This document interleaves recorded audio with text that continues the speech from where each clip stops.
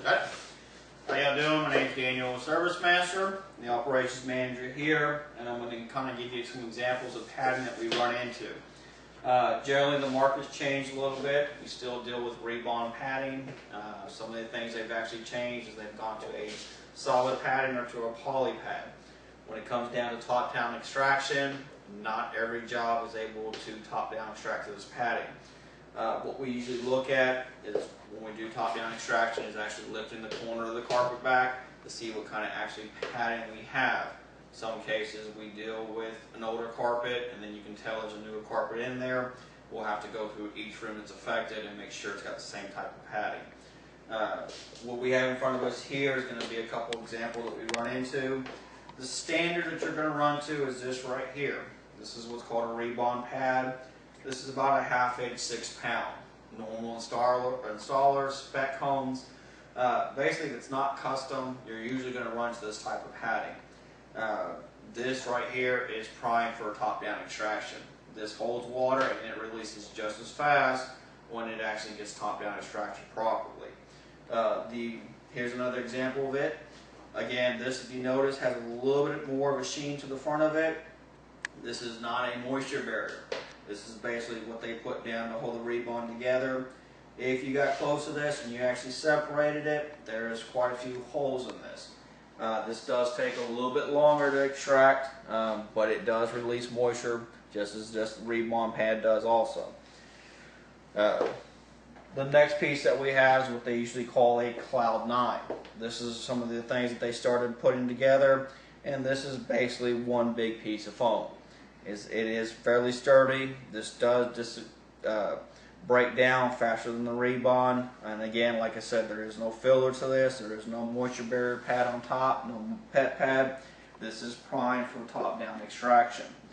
Now, a couple of things that we do run into that aren't. This is initially the first one we run into, and you'll run this. A lot of your wool carpets, a lot of your Berber carpets will have what's called a felt or horsehair padding. You don't run into this very often, but in some cases, a homeowner may ask it for it specifically, and this is what it is. This is almost a natural fiber material. Sometimes it's made on nylon, but it's easier just to get this stuff out of there, remove it, versus trying to top-down extract it. The other two that we usually run into are going to be actual pet pads. And again, if I bend this pet pad, you cannot get moisture through that. If we flip it up on the back side, of course, we have a rebond that we can actually break down and actually extract through, but normally this is laid this way, and to actually get water to come through, this does not happen. This is something we would actually have to take a picture of during the restoration process, verify that this is what it actually is, and of course remove it and dry out the carpet. This other one that we deal with, of course, is what's called a poly pad. This right here, if you notice, has a foam barrier in the middle. It is one solid piece, but again, the top side, we won't be able to break it, and on the bottom side, we can't break it. Again, this is one of these other foams that we rarely run into. Normally, if this is in a home, the homeowner knows. This is actually a builder's upgrade. This is actually something that's requested. Same thing with the pet pad.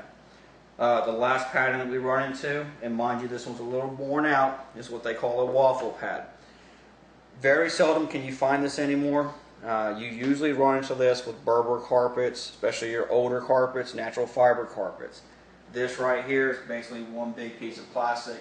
Needs to be removed. There is no extracting through this. Water stays under this. This can become a problem. We still can find it here and there, but normally now on Berber carpets, they're going to go ahead and use a 1/4 inch, 6 pound, 7 pound, or 6 pound to 8 pound rebond pad versus this stuff anymore. Again, if you run into this, this just needs to come out, and you can see just handling this one being wet, it's brittle and it's already starting to fall apart.